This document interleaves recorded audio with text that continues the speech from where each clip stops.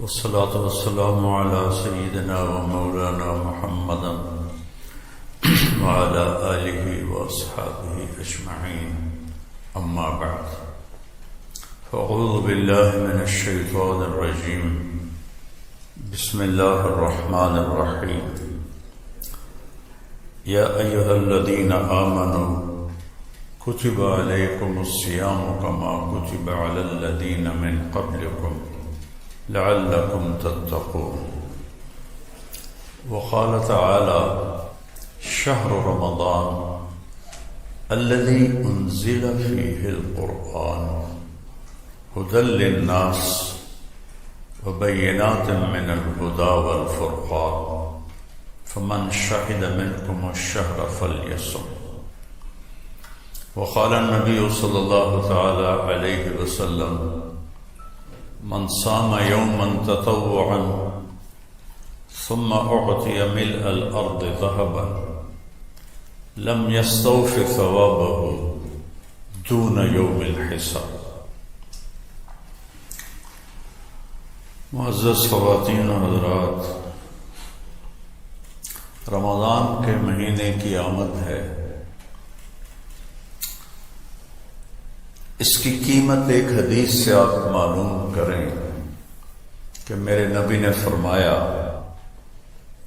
جس نے نفل روزہ رکھا، من صام یوما تطوعا، جس نے نفل روزہ رکھا. اور حضرت علی رضی اللہ تعالیٰ عنہ نفل اور فرض کا فرق بتاتے ہیں. جس کا فرض روزہ چھوٹ گیا،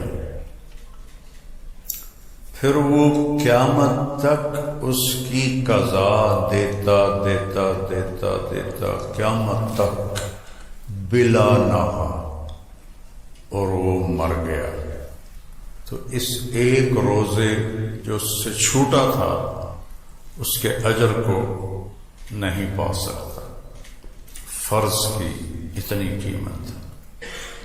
تو میرے نبی نے نفل فرمایا، جس نے نفلی روزہ رکھا اور پھر 7 بر اعظم سونے سے بھر کے اسے دے دیے جائیں کہ یہ آپ کے روزے کا بدلہ ہے، تو اللہ کے نبی نے فرمایا کہ یہ سونے سے بھرا ہوا 7 بر اعظم کا جہان اس نفل روزے کا بدلہ نہیں بن سکتا.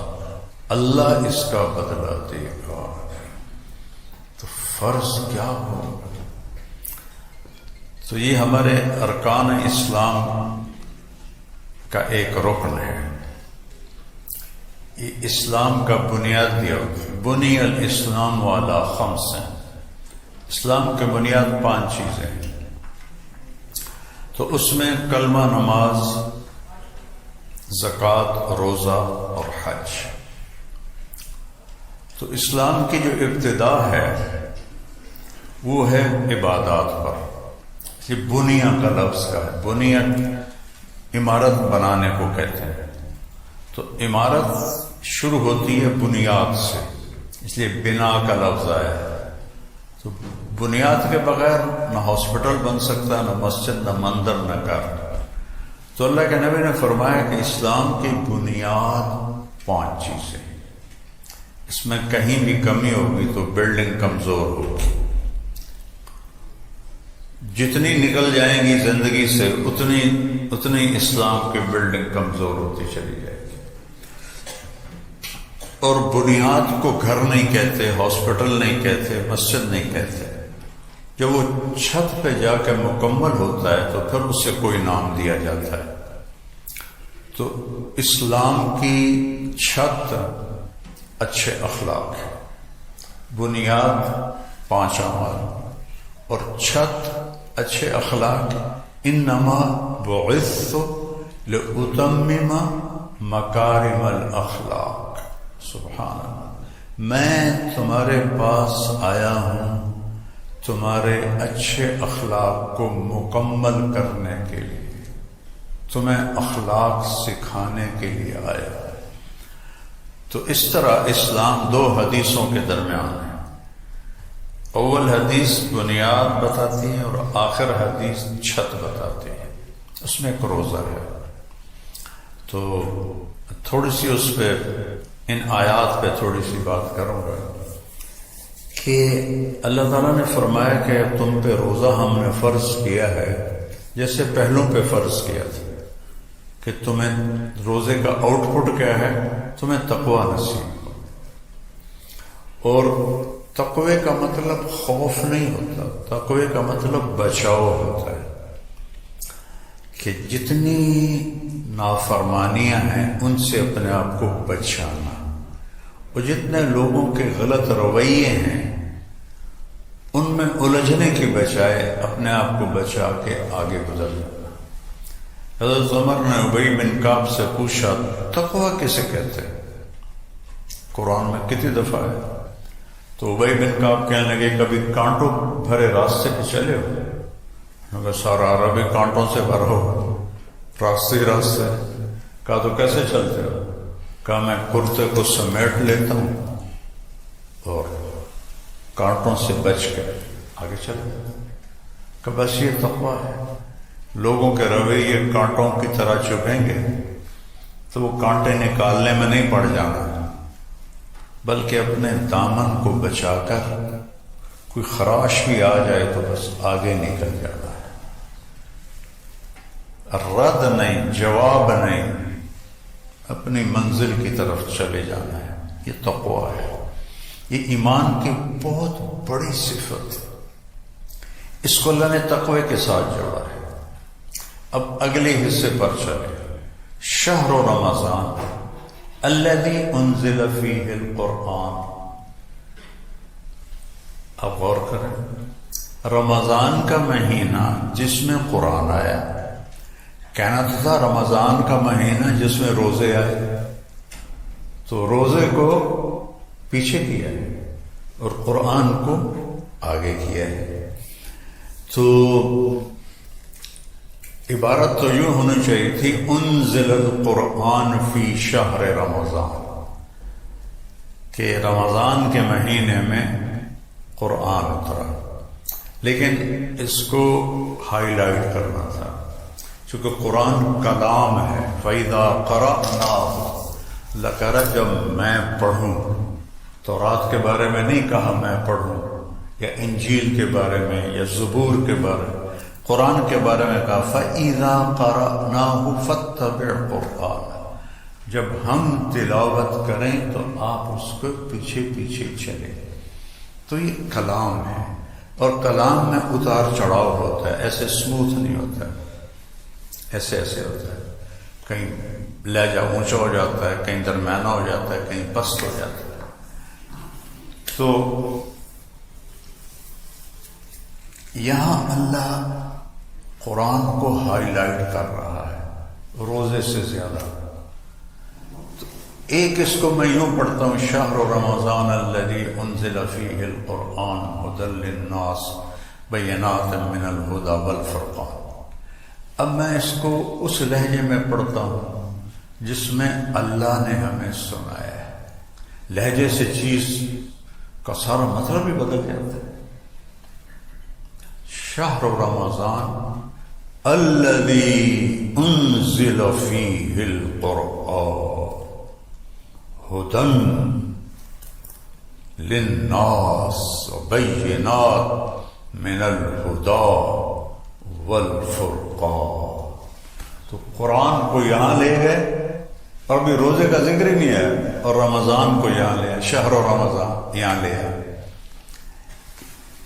رمضان تو شریعت کا ایک فرض ہے اور قرآن پوری شریعت ہے، دونوں کا وزن ایک نہیں ہے۔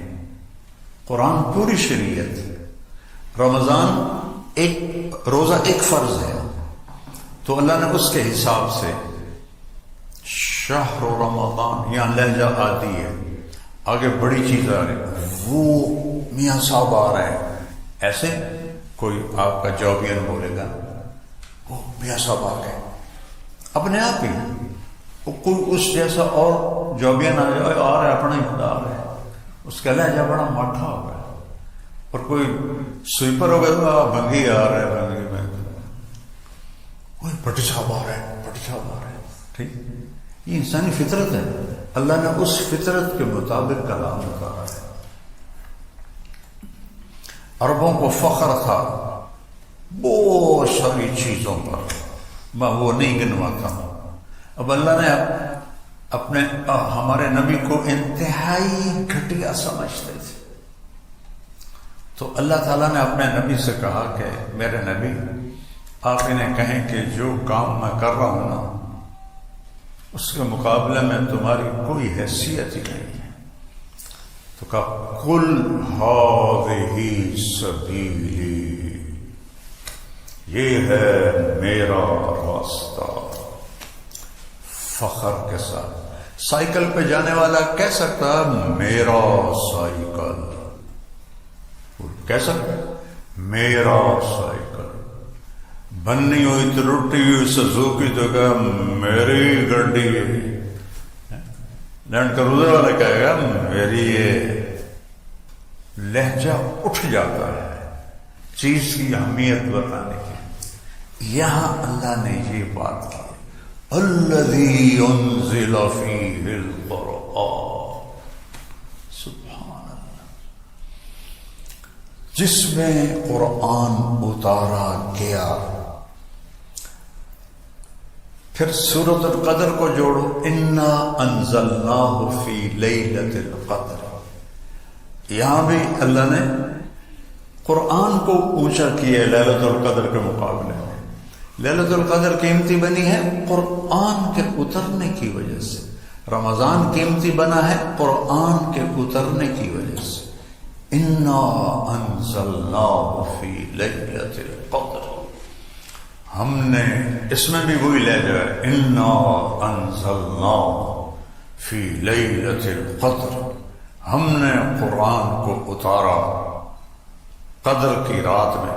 قدر کہتے ہیں عزت کو، عزت والی رات، میری قدر کرو، ہے عزت والی رات۔ دوسرا قدر کا مطلب ہوتا ہے قیمت، تو لیلۃ القدر قدر والی قیمت، لیلۃ القدر خیر من الف شہر۔ اب قدر بمانا قیمت، کہ یہ ہے 1000 مہینوں سے زیادہ مہنگی ہے، قیمت آ۔ پھر قدر کہتے ہیں تنگی کو، وقدر علیہ رزقہ فیقول ربی اہانن، تو قدر کہتے ہیں تنگی کو۔ تو آگے ہے تنزل الملائکۃ والروح فیہا بإذن ربہم، اتنے فرشتے اترتے ہیں کہ زمین تنگ پڑ جاتی ہے۔ زمین تو چھوٹی سی ہے، فرشتے اتنے آتے ہیں کہ کھڑے ہونے کی جگہ نہیں۔ پھر قدر کہتے ہیں مسافت کو، تم سلام ہی حتی مطلع الفجر، اس کی مسافت کتنی ہے؟ سورج ڈوبنے سے لے کر صبح صادق تک مسافت۔ جتنے قدر کے معنی ہیں عربی میں، یہ اچانک میری زبان پہ مضمون آ گیا، تو سب کو اللہ نے اس صورت میں جوڑا قرآن کو اونچا کرنے کی۔ تو یہاں اللہ نے فرمایا کہ اس میں قرآن اترا ہدی للناس، پیچھے کہا ہے لعلکم تتقون، کہ اس لیے روزے دے رہا ہوں کہ تمہیں تقوی نصیب ہو۔ سب سے پہلے کہا ہدن للمتقین، قرآن کیا ہے؟ ہدن للمتقین، یہاں ہدن للناس۔ پھر الناس سے کہا ہے روزہ رکھو تو تمہیں بھی تقوی لگ جائے گا، لعلہم یتقون، لعلہم یتقون، کہ قرآن سے مناسبت ہو نہیں سکتی جب تک تقوی نہ ہو، اور جب تک قرآن سے دل نہیں لگتا شریعت سے دل نہیں لگ سکتا، شریعت کی سمجھ ہی نہیں آ سکتی۔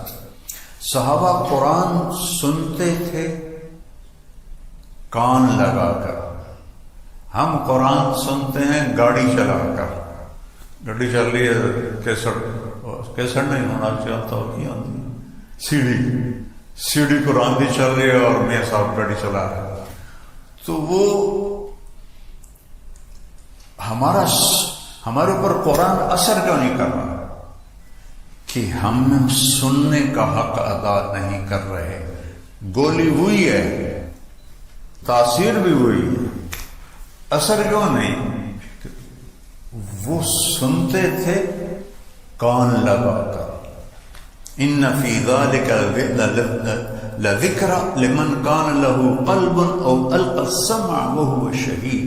اس قرآن سے تمہیں سیکھنا ملے گا جب دل متوجہ ہوگا، کان متوجہ ہوں گے.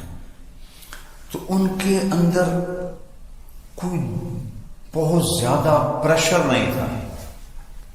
ہمارے اوپر معلومات کا پریشر خود ایک مصیبت ہے. معلومات کا پریشر اور تصویر جب دیکھتے ہیں تو تصویر کا گھیراؤ دماغ کا، کہ تصویر دماغ کو گھیر لیتی ہے، اور دنیا کی تیز رفتاری، تو ہمارا دماغ متوجہ نہیں پورا. ان کے اس لیے تو ایک دفعہ سن کے یاد ہو جاتا تھا، کیونکہ بالکل توجہ کے ساتھ سنتے تھے. کوئی چیز ان کی یادداشت پر ہٹ نہیں کرنے والی ہوتی تھی. تو وہ قرآن سنتے تھے تو زادتہم ایمانا، ان کے ایمان بڑھ جاتے تھے. ہم قرآن سنتے ہیں تو ہم کہتے ہیں اچھا پڑھایا کریں، اچھا کوئی نہیں یار ایڈا اچھا بھی نہیں پڑھیا. ہمارے تبصرے ہوتے ہیں مولوی صاحب نے کیویں پڑھے. وہ قرآن سنتے تھے تو ایسے ایک دم ان کے اندر اتر جاتا تھا. تو یہاں اللہ قرآن کو لا کر بتا رہا ہے کہ یہ تقویٰ ہو تو اس سے فائدہ ہوگا. اور تقویٰ کیسے حاصل ہوگا؟ روزے سے. اور تقوی کی صفات کیا ہے؟ پہلے صفحے پر یقیمون الصلاۃ، نماز، مما رزقناہم ينفقون، سخاوت، خرچ کرنا. سخی سے اللہ دوستی توڑتا نہیں چاہے نافرمان ہو. عجیب بات ہے.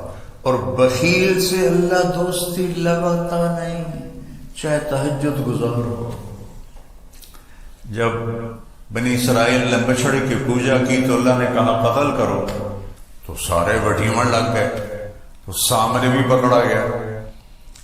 تو جبریل آ گیا کہ موسیٰ اللہ کہہ رہے ہیں سامری کو قتل نہ کرو.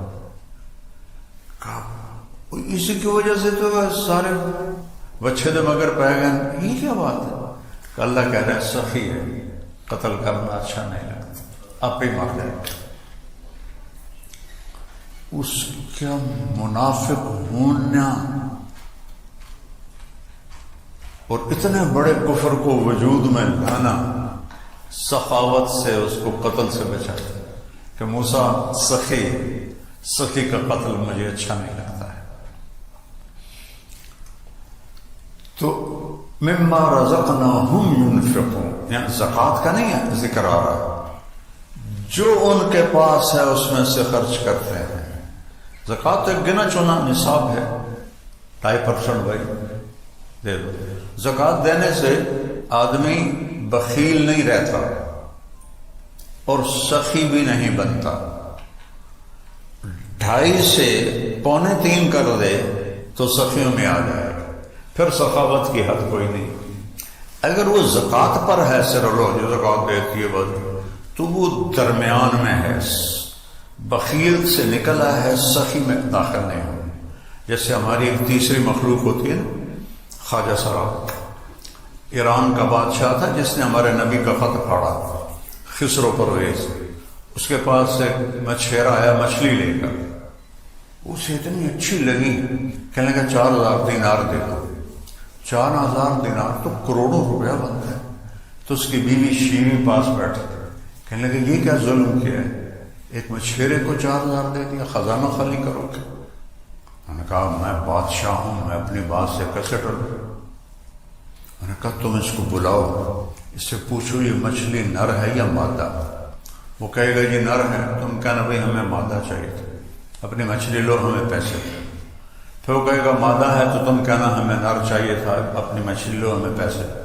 میں کہو بھائی اس کو بلاؤ، وہ آگے، ہاں بھائی یہ مچھلی نر ہے یا مادہ؟ کہ حضور یہ خسرا ہے، نر ہے۔ انہوں نے کہا 4000 اور دے۔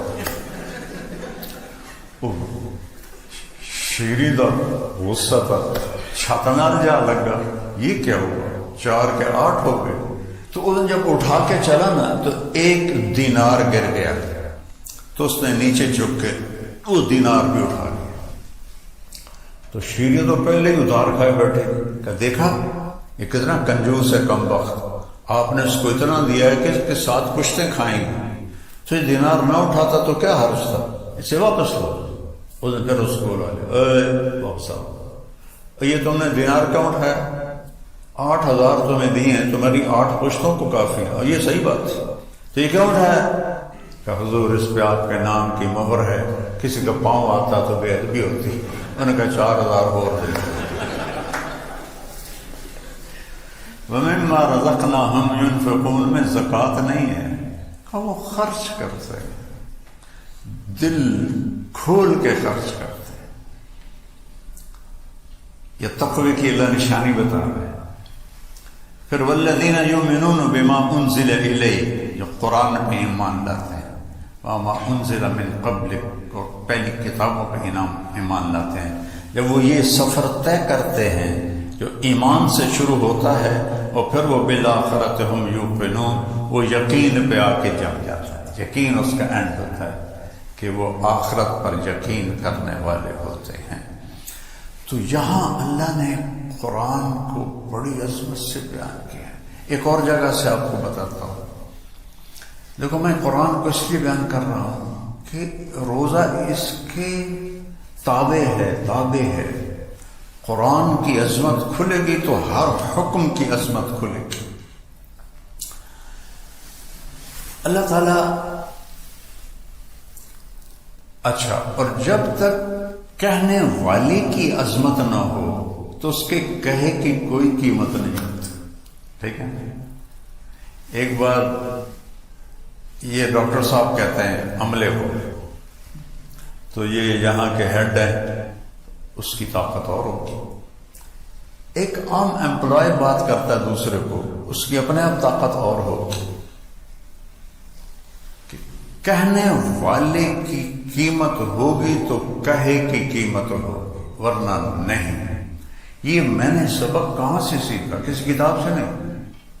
فیصل آباد میں تھا تو ایک SSP آئے عبد الخالق صاحب، 3 چیلے لگا رہے تھے، میں ہی ذریعہ بنا ان کے 3 چیلے لگانے کا۔ تو فیصل آباد میں ایز اے ASP وہ جاب کر کے کوئٹہ گئے، وہاں سے 4 مہینے۔ تو میں نے اس سے کہا یار میرا کلاس فیلو ہے ظفر لاک کا، وہ یہاں ایک SSP ہے، چلو تمہیں ملاؤں۔ کہنے لگا میرا بیچ میٹ ہے، چلتے ہیں۔ تو ہم بلال مسجد فیصل آباد سے چلے کچہری کو، ان کے پولیس لائن، تو سامنے پولیس لائن کا دروازہ تھا پولیس کے لیے، اور جو عام پبلک دروازہ تھا وہ 1 کلومیٹر چل کے وہاں جانا پڑا، اور جون کا مہینہ۔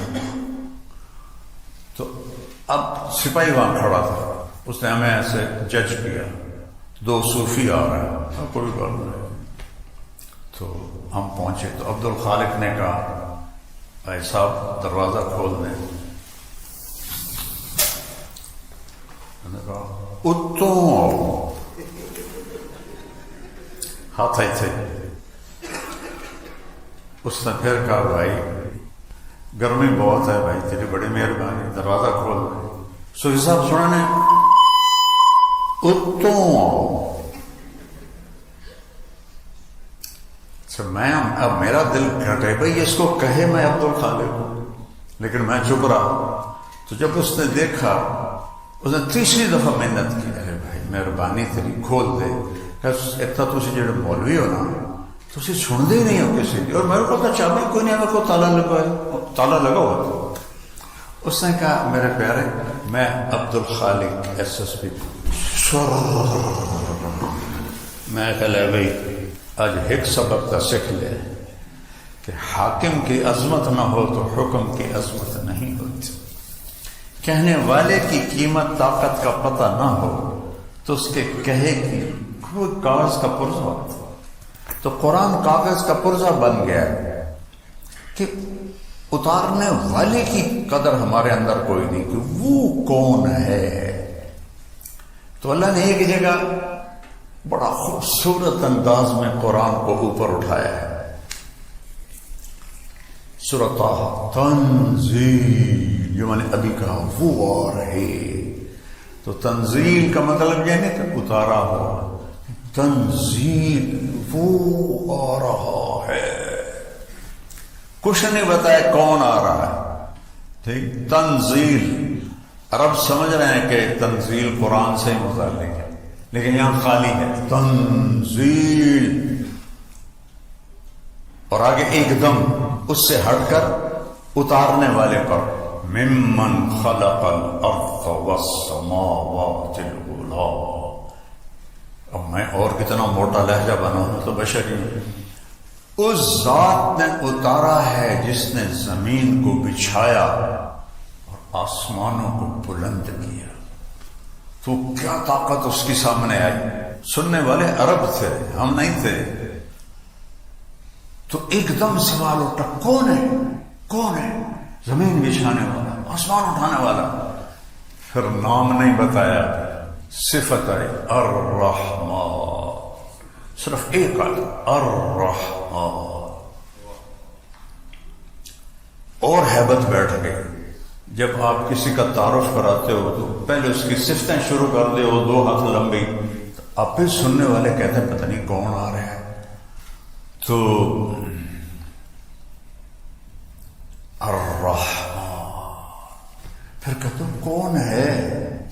پھر بھی نہیں بتا کہ علی العرش استویٰ، وہ ہے جو عرشوں پہ حکومت کرتا ہے۔ پھر یار بتاؤ تو صحیح، کس نے اتارا ہے؟ وہ کون ہے؟ پھر بھی نام نہیں بتایا، پھر اس کی ہیبت، ملک بتایا، لہ ما فی السماوات وما فی الارض وما بینہما وما تحت الثری۔ اللہ اکبر، یہ وہ ہے جو زمین کا مالک، آسمانوں کا مالک، درمیان کا مالک، تحت الثری کا مالک، اور پوری کائنات پہ اس کا قبضہ ہے۔ پھر وہ کہتے ہیں کون ہے؟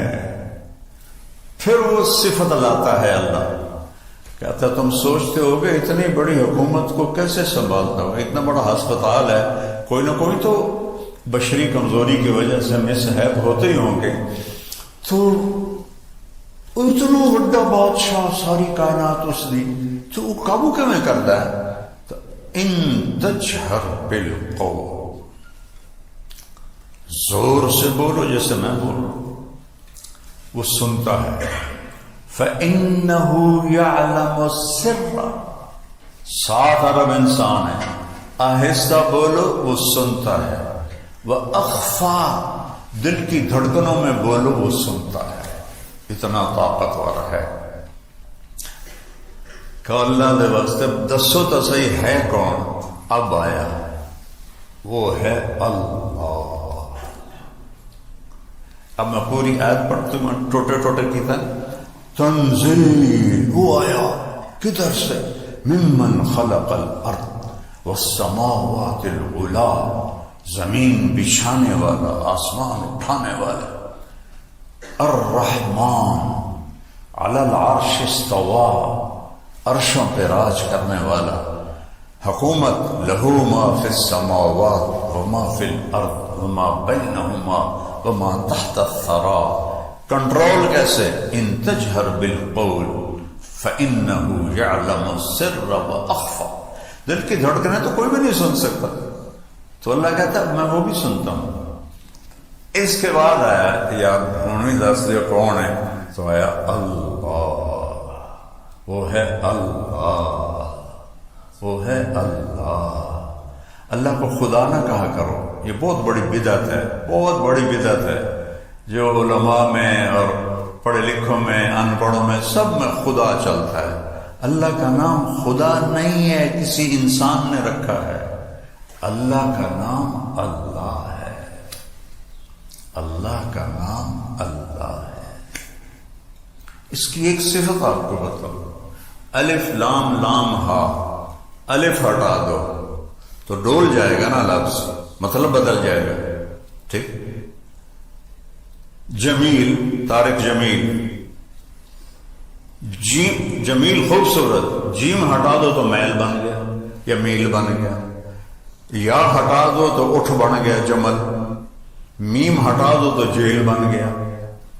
لفظ کی یہ کمزوری ہے، ایک لفظ کے سوا کائنات، یہ ہے اللہ، میں نے یہ ہٹا دیا الف، پیچھے ہے للہ ما فی السماوات و ما فی الارض، میں نے یہ لام ہٹا دیا تو پیچھے بچا لہو، تو لہو ما فی السماوات و ما فی الارض، میں نے یہ لام ہٹا دیا تو پیچھے بچا الہ، وَهُوَ الَّذِي فِي السَّمَاءِ إِلَٰهٌ وَفِي الْأَرْضِ إِلَٰهٌ، میں نے یہ سارا کچھ ہٹا دیا، صرف ہا کو رہنے دیا، ہا، تو هُوَ اللَّهُ الَّذِي لَا إِلَٰهَ إِلَّا ہو پہ بھی اللہ، لہو پر بھی اللہ، الہ پر بھی اللہ، للہ پر بھی اللہ، اور اللہ تو پھر اللہ ہی ہے۔ خدا میں کہا کرو، یہ عورتوں سے بھی کہتا ہوں، آپ سے بھی کہتا ہوں، میرا پورا تعارف نہیں کون کس شعبے سے ہے، لیکن یہ اجتماعی مسئلہ ہے، اللہ کہا کرو۔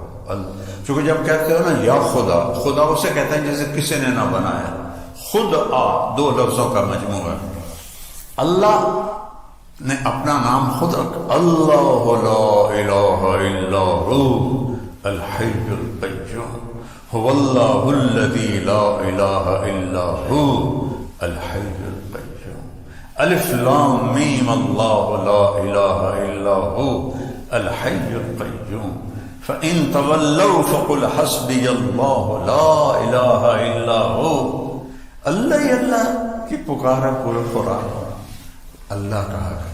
جب آپ اللہ کہتے ہو تو جتنے اللہ کے صفاتی نام ہیں، آپ صرف یا اللہ کہہ کر نہیں پکار رہے ہو، یا اللہ میں 99 نام شامل ہیں، یا اللہ، یا رحمان، یا رحیم، یا ملک، یا قدوس، سلام، مومن، المہیمن، العزیز، الجبار، المتکبر، الخالق، الباری، المصور، الغفار، القہار، الوہاب، الرزاق، الفتاح، العلیم، القابض، الباسط، الخافض، الرافع، المعز، المذل، السمیع، البصیر، الحکم، العدل، اللطیف، الخبیر، الحلیم، العظیم، الغفور، الشکور، العلی الکبیر، الحسیب، الجلیل، الکریم، الرقیب، المجیب، الواسع، المجید، الحق، الباعث، الشہید، الحق، الوکیل، القوی، المتین، الولی، الحمید، المحصی، المبدی، المعید، المحیی، الممیت، الواجد، الماجد، الواحد، الاحد، الصمد، القادر،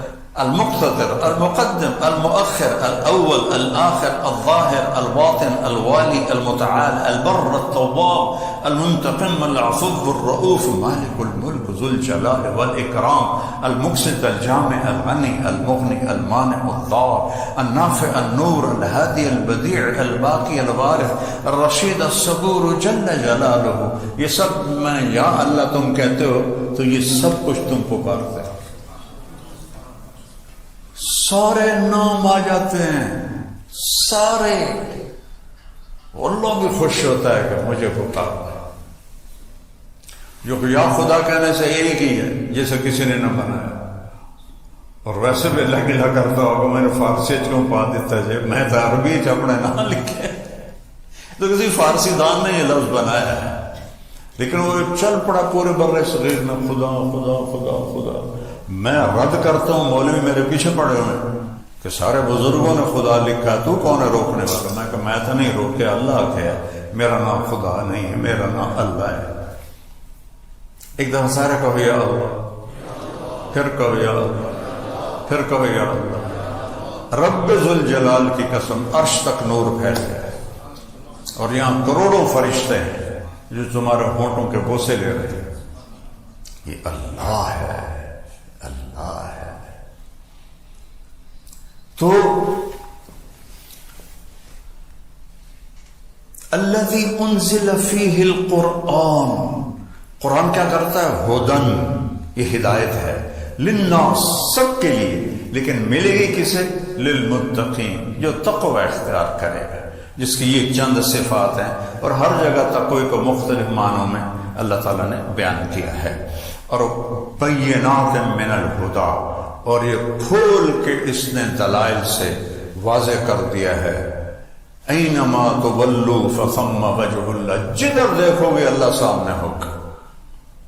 سنریہم آیاتنا فی الآفاق وفی انفسہم حتی یتبین لہم انہ الحق، اس کائنات میں، کائنات کے علاوہ تمہارے اپنے اندر، وچے بیڑے وچے جھیڑے وچے ونج مہانے ہو، سلطان باہو صاحب کا آدھا شعر پڑھا میں نے کہ کائنات میں اور تمہارے اندر وہ کچھ دکھاؤں گا کہ پکار اٹھو گے اللہ ہے، اللہ حق ہے، اللہ حق ہے۔ تو روزے سے تقوی آتا ہے اور تقوی سے قرآن ملتا ہے۔ اور ایک اور چیز عجیب اچانک دماغ میں آ گئی، اللہ کہتا ہے یا بنی آدم، یہاں خطاب سارے انسانوں کو ہے، جسے وہاں ہدی للناس، قد انزلنا علیکم لباسا یواری سواتکم بریشا ولباس التقوی ذالک خیر۔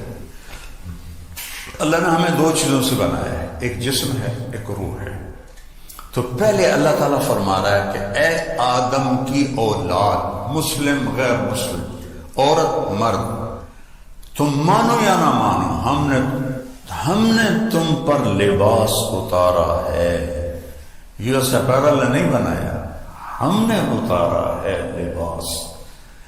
یہ کیا کرتا ہے؟ یواری سوآتکم، تمہارے جسم کے عیب چھپاتا ہے۔ اچھا، ستارہ بھی چھپانے کو کہتے ہیں، ڈھانپنا۔ تو یہ اوکھا لفظ کیوں اللہ لایا ہے؟ ستارہ چھوٹا لفظ ہے، یواری بڑا لفظ ہے اور مشکل لفظ ہے۔ ستارہ ہوتا ہے اگر میرے گھٹنے سے نیچے تک نکر ہے، ٹھیک ہے، اور یہ میرا یہاں تک پیٹ ڈھکا ہوا ہے، بازو کھولے ہیں، پنڈلیاں کھلی ہیں، تو ستارہ کا مطلب وجود میں آ گیا۔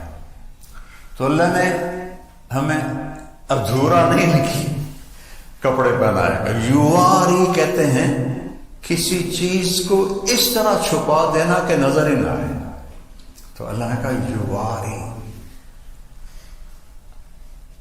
ہم نے تم پر لباس کو اتارا جو تمہیں چھپا دیتا ہے تمہارے سارے عیبوں کے ساتھ۔ ننگے ہونے میں کوئی حسن نہیں، اللہ کی قسم۔ مغرب کی عورت ننگی ہوئی بے قیمت ہو گئی، ٹشو پیپر ہو گئی۔ تو اللہ نے کہا سبحان اللہ، غور کا منظر، ایک تو یہ تمہیں بالکل چھپاتا ہے، آگے کہا وریشا، اور تمہیں زینت دیتا ہے۔ لیکن لفظ کیا ہے؟ ریشا۔ ریشا زینت کو نہیں کہتے، ریشا پر کو کہتے ہیں، پرندے کے پر کو۔ پرندے کا سارا حسن اس کے پر کے ساتھ۔ مور کے پر کاٹ دو پہ چکی رہے گا، کوکڑی رہے گا۔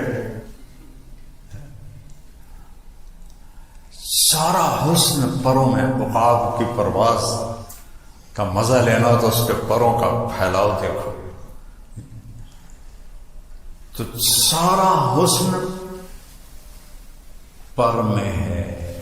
تو اللہ نے یہاں زینت نہیں فرمایا، اعلیٰ درجے کی زینت، ایسا لباس تمہیں دیا ہے جو تمہیں اعلیٰ درجے کا خوبصورت بناتا ہے۔ یہاں تو جسم آ گیا، اب آگے آ گئی روح۔ روح کو کیا پہنانا ہے؟ اس کو بھی تو پہنانا ہے۔ جسم ننگا ہو تو کہیں جا سکتے ہیں؟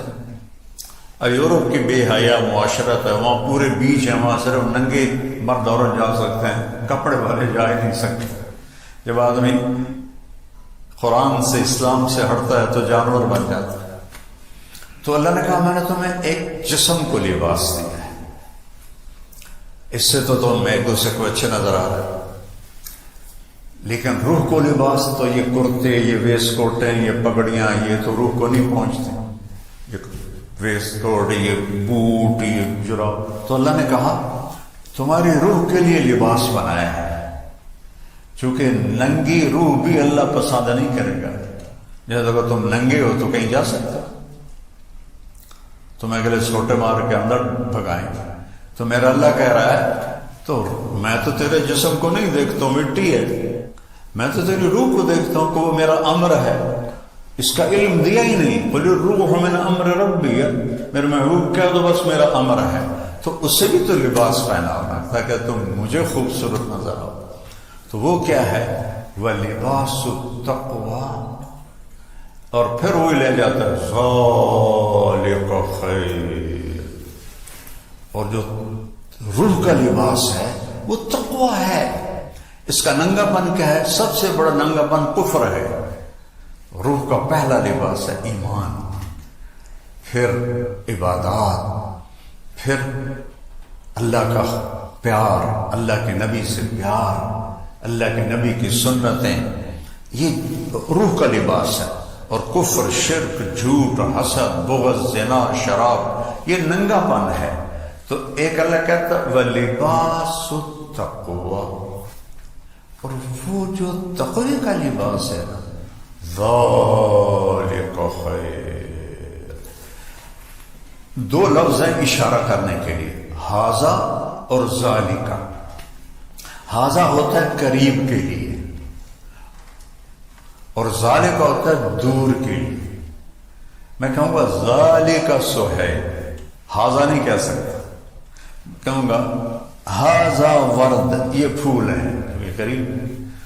تو جب اس کا الٹ کر دیا جائے عربی میں، قریب کی چیز کو دور کے اشارے سے ذکر کیا جائے تو اس کی عظمت بتانے کے لیے. جیسے پہلی سطر ذالک الکتاب لا ریب فیہ.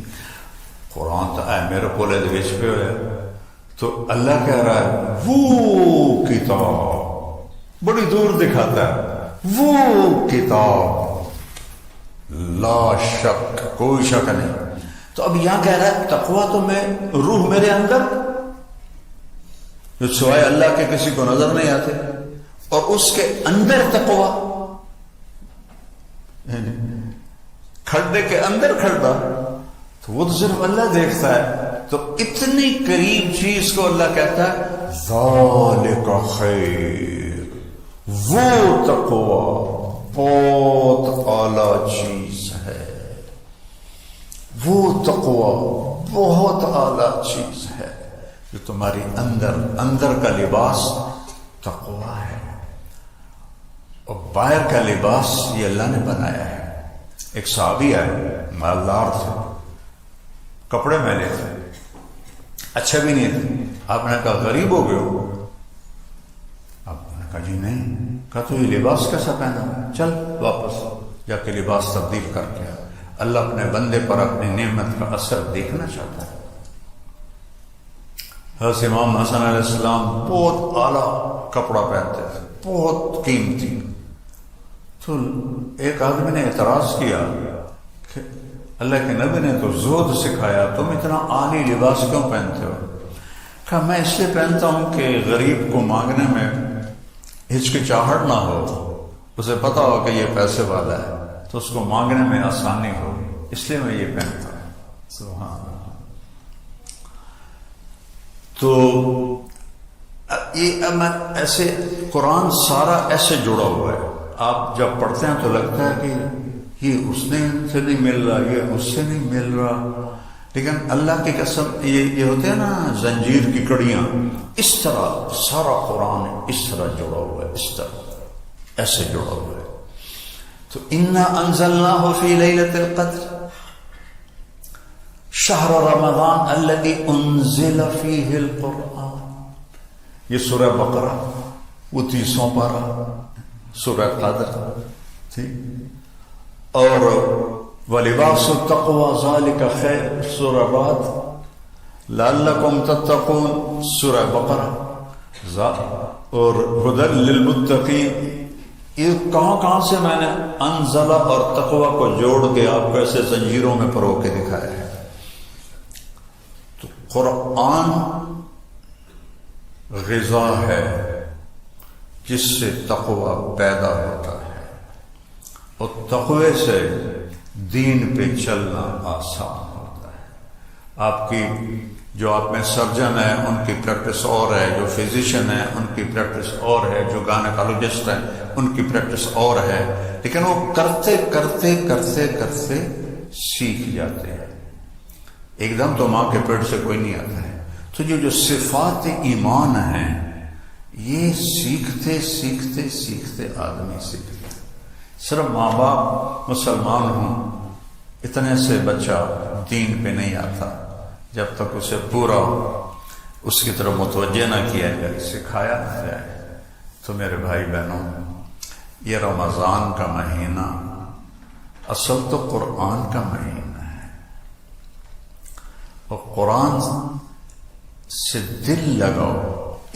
اچھا، ایک روایت میں 10 ختم کر لے رمضان شریف مطلب میں 6 کیتے ہیں، مطلب میں 5 کیتے ہیں، وہ اللہ یہ نہیں چاہتا، اللہ کی قسم۔ آپ کو اجر مل جائے گا کوئی بات نہیں، لیکن اللہ یہ نہیں چاہتا کہ تسی مشین چلا دو گڑ گڑ گڑ گڑ گڑ گڑ گڑ گڑ۔ واللہ اللہ کی یہ پسند نہیں کہ تم 10 ختم کر دو رمضان میں اور 4 سپارے روزانہ پڑھو۔ اللہ کہتا ہے افلا یتدبرون القرآن، تم قرآن میں غور کیوں نہیں کرتے؟ افلا یتفکرون، تم اس میں تدبر تفکر کیوں نہیں کرتے؟ میں نے تو اس لیے اتارا ہے، یہ نہیں ہوا تلاوت شروع کر دو۔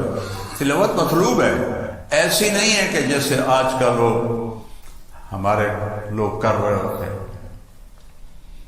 ایک آیت پڑھو، حضرت عبداللہ بن عمر فرماتے ہیں ہم 10 آیتیں سیکھتے تھے اللہ کے نبی سے، اور جب تک اس پہ عمل نہیں ہوتا تھا آگے نہیں چلتے تھے۔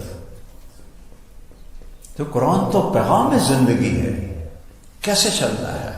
روزہ اس کو بوسٹ کرتا ہے، چونکہ یہ گناہوں سے آڑ بنتا ہے۔ آدمی حلال چھوڑ دیتا ہے تو حرام چھوڑنے کی بھی طاقت اللہ تعالیٰ پیدا فرما دیتا ہے۔ تو میری گزارش ہے بھائیو، قرآن سے دل لگاؤ۔ قرآن روح کی طرح ہے، روح ہو تو پورا جسم پوری باڈی حرکت کرتی ہے۔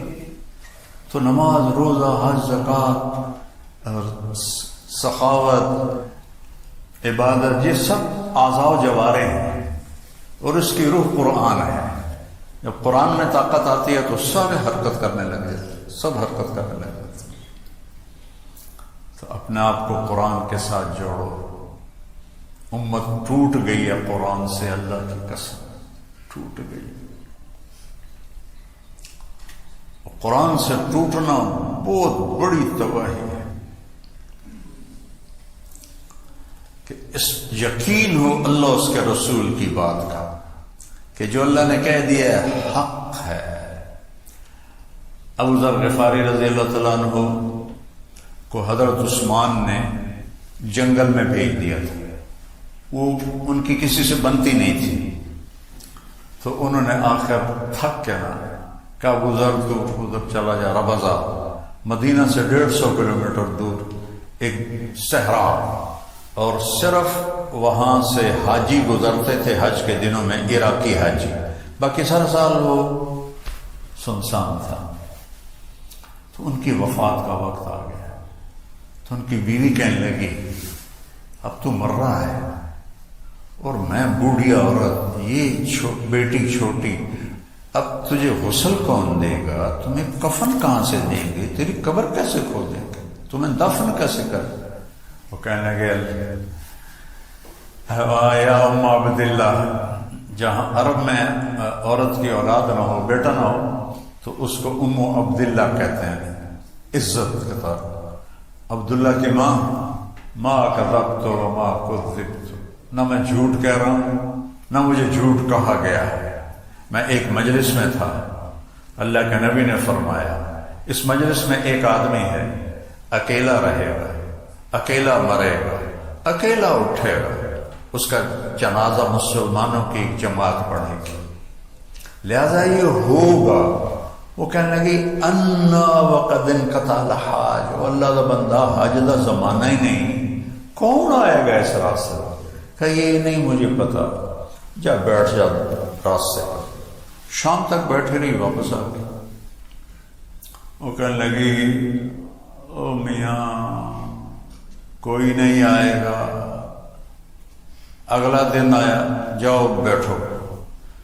کہ میرا کیوں وقت ضائع کرنا ہے، میں کیوں اتنے جا کر، کہ میں کہہ جا رہا ہوں جاؤ بیٹھو۔ تیسرا دن آ گیا، وہ بیٹھی، دور سے غبار اڑتا نظر آیا تو اس کے جسم مردہ میں جان ایک دم کھڑی ہو، ایسے اپنا دوپٹہ لے رہا ہے۔ تو وہ کوئی 20 اونٹ سوار تھے، انہوں نے اپنے سواریاں موڑی تو دیکھا تو ایک بڑھیا کھڑی ہے۔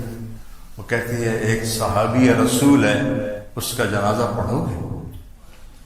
وہ کہنے لگے گا کون ہے؟ کہا ابو ذر۔ تو سب ایک دم رو پڑے کہ ہماری جانیں قربان ابو ذر پر۔ اور یہ کون تھے؟ حضرت عبداللہ بن مسعود اور ان کے شاگرد، اور یہ عمرے کے لیے جا رہے تھے مدینہ مکہ۔ وہ عمرے کے لیے نہیں جا رہے تھے، وہ ابو ذر کا جنازہ بلا رہا تھا۔ تو جب وہ آئے نا تو پھر اپنی بیوی سے کہنے لگے دیکھ لیا تو نے، میں نے کہا تھا نا میں نے جھوٹ کہا ہے، میں کہنے والے نے جھوٹ کہا ہے، تھوڑا سا یقین بنا لو اپنے نبی کی بات پر۔ کتنے برملا کہتے ہیں جھوٹ کے بغیر تو کام ہی نہیں چلتا۔ یا اللہ میری توبہ۔ فرمانے لگے دیکھو بھائی مجھے کفن وہ دے گا جو حکومت کا ملازم نہ ہو۔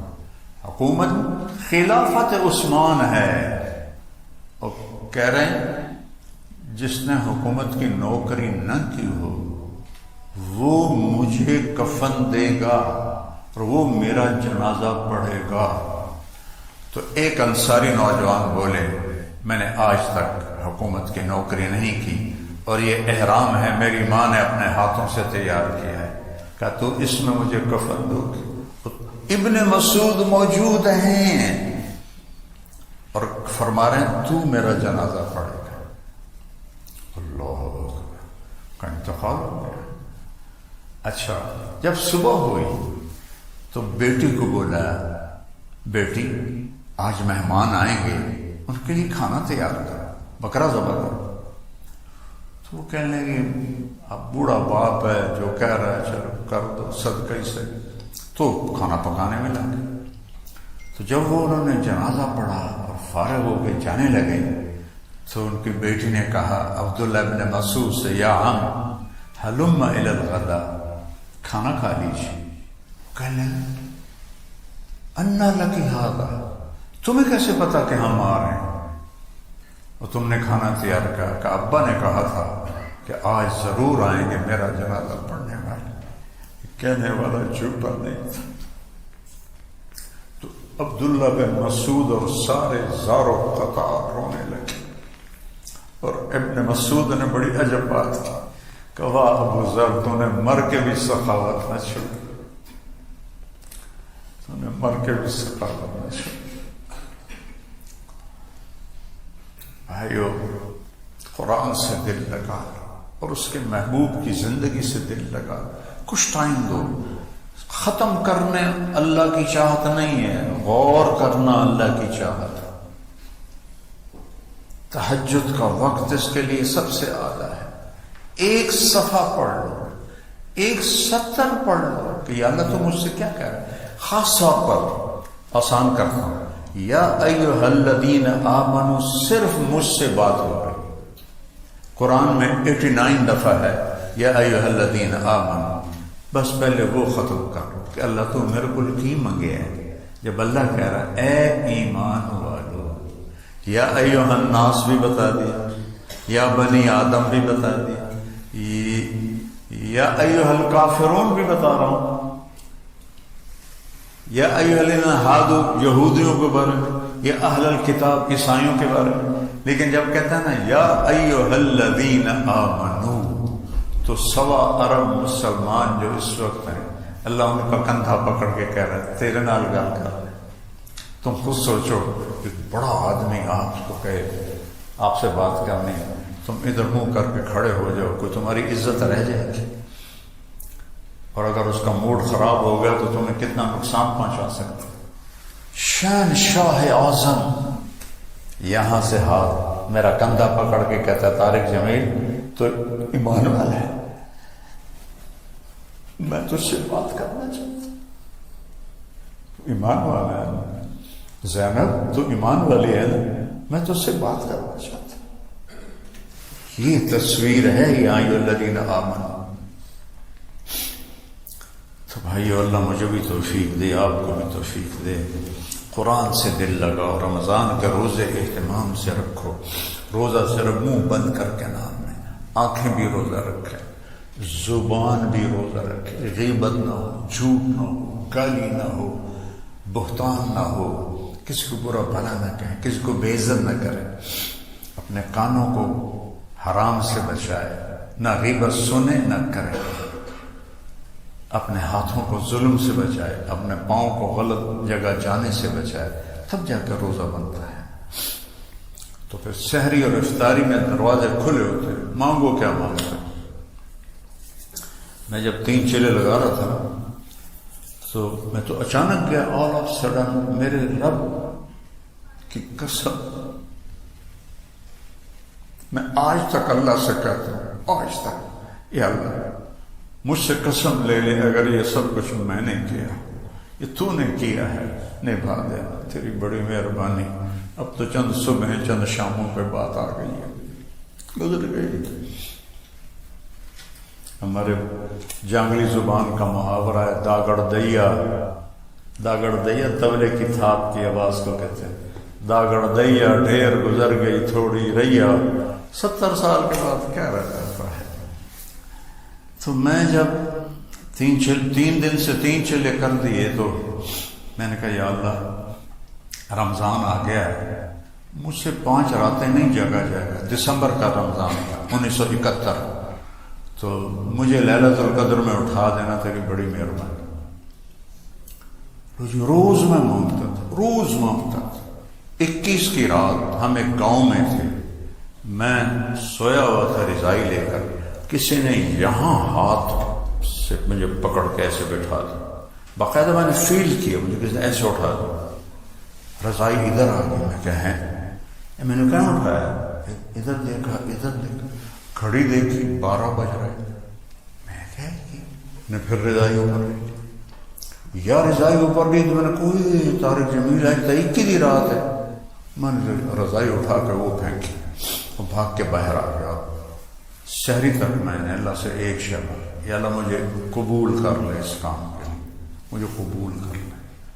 ساری رات میں نے اس کا رٹا لگایا. تو اس کے بعد ہماری واپسی تھی راہ قلعہ سوندا سنگھ دیپال پور کا راستہ میں کھڈا تھا.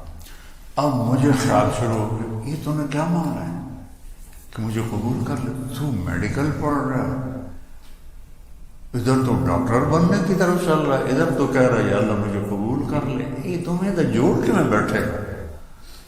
اتنا زیادہ میرے اندر چرخی چلی.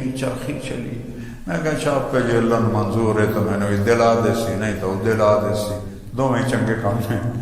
تو اللہ نے ایسا نظام چلایا. 3 چلے کے آخر میں ایک لڑکا مجھے ملا، وہ بھی 3 چلے لگا رہا تھا. کہنے کا کیا کر رہا؟ میں نے کہا میڈیکل میں ہوں. کہنے کا تیرا باپ کیا کرتا ہے؟ میں نے کہا زمیندار ہے. کہا تو عالم بن جا. میں کہا یار بڑا اوکھا کام ہے، میں پتہ کیتا ہے 8 سال لگ دیں، یہ نہیں ہو سکتا. پر ڈاکٹر بننے کا کیا مطلب ہے؟ پہلے بھی اللہ نے رزق دیا ہے، تھوڑا اور آ جائے گا.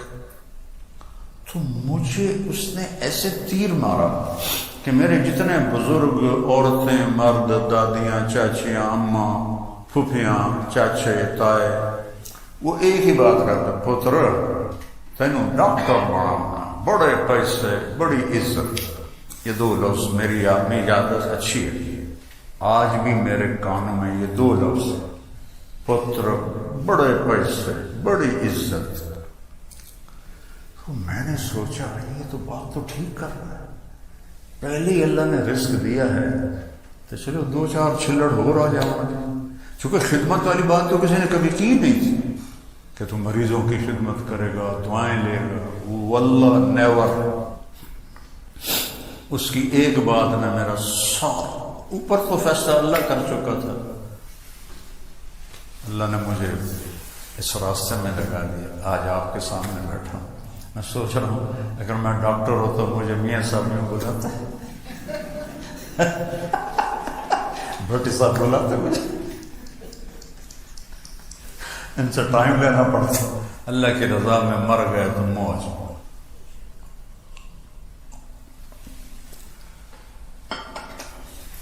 میرے 3 بیٹے تھے، ایک درمیان والا جوان بیٹا تھا، اچانک فوت ہو گیا تو بہت صدمہ تھا.